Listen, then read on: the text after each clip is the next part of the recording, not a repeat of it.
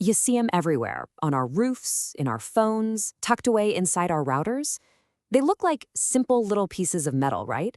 But antennas are truly the unsung heroes of our modern world, conducting this constant, invisible orchestra of information all around us. All right, let's pull back the curtain and see how these things actually work. I mean, really, stop and think about it for a second. Your phone, your Wi-Fi, the radio in your car.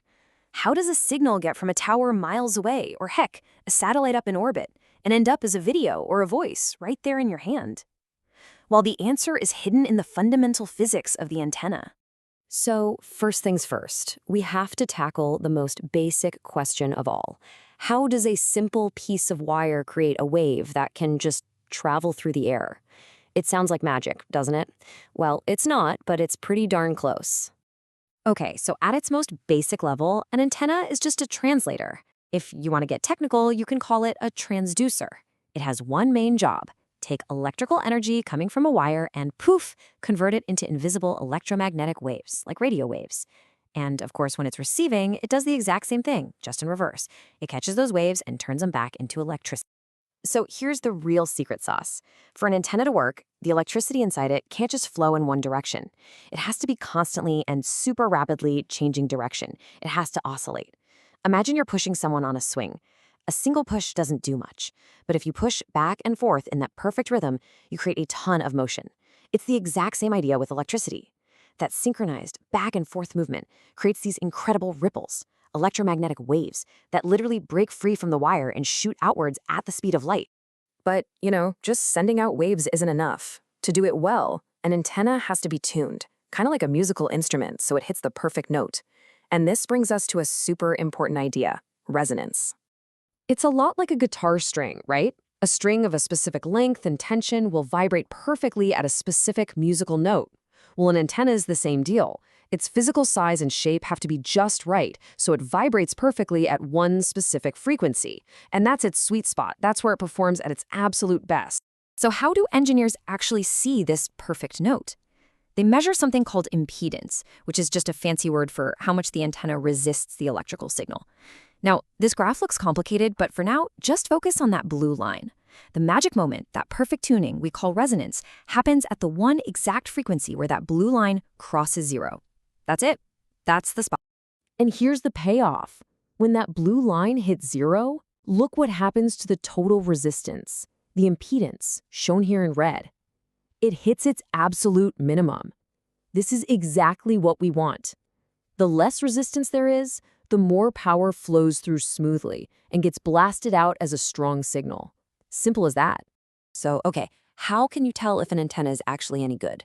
Well, it kind of gets a report card with a few key grades that tell us exactly how well it's doing its job. First up on the report card is matching. The best way to think about this is connecting a water hose to a faucet. If the connection isn't perfect, water splashes back at you, right? It's the exact same idea with antennas. If the impedance of the antenna and the cable feeding it don't match, some of that signal just bounces right back where it came from. And that's just wasted energy. And this chart shows you that reflection perfectly. You see that big dip? We're looking for the very bottom of that curve. That point right there, that's the sweet spot.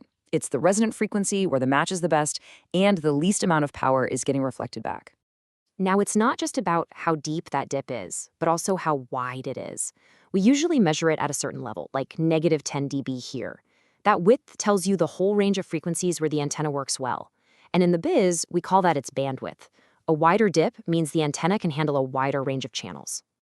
So when you pump power into an antenna, where does it all go? Well, it really only has three options. Some of it might get reflected back because of a bad match. Some of it can actually get lost as heat right in the antenna itself. And the rest, hopefully most of it, is successfully radiated out into space as a useful signal. And all of this leads us to the final grade on the report card: total efficiency. This is really the bottom line. It's the percentage of power that actually makes it out into the world as a radio wave, after you subtract everything that was reflected or lost as heat. It's the ultimate measurement of how good an antenna is at its one and only job. But here's the thing. Good antennas don't just radiate power, they direct it.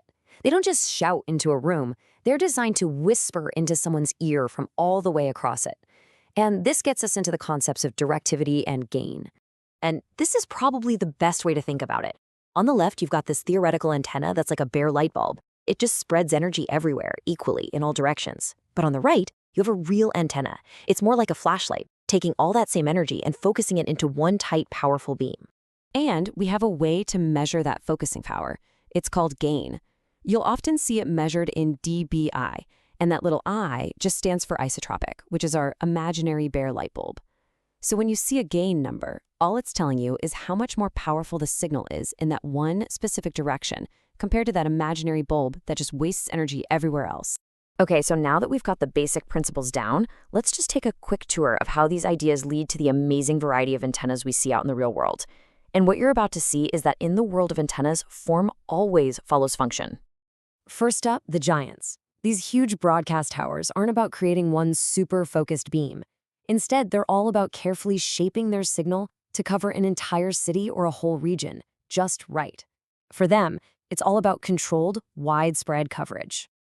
Now, on the total opposite end of the size scale, you've got the patch antenna. It's this little marvel of engineering, right? It's got to be efficient enough to pick up those super weak signals from satellites in space, but also tiny enough to completely disappear inside your phone or your GPS unit. But believe it or not, we can go even smaller. For things like Wi-Fi and Bluetooth, the antenna isn't even a separate part. It's literally just a squiggle of copper printed right onto the circuit board. For these guys, it's all about being cheap and incredibly small. And finally, the horn antenna. The shape really says it all, doesn't it? Just like a megaphone focuses your voice, this funnel shape is perfect for creating a really, really focused high-power beam. And that's why you see it everywhere in things like radar and satellite dishes. So there you have it. From these massive towers all the way down to tiny squiggles of copper on a circuit board, antennas are constantly translating between our world of electricity and the invisible world of waves. So next time you pull out your phone or turn on the radio or connect to Wi-Fi, maybe you'll think about that incredible invisible conversation humming all around you and the amazing little devices making it all happen.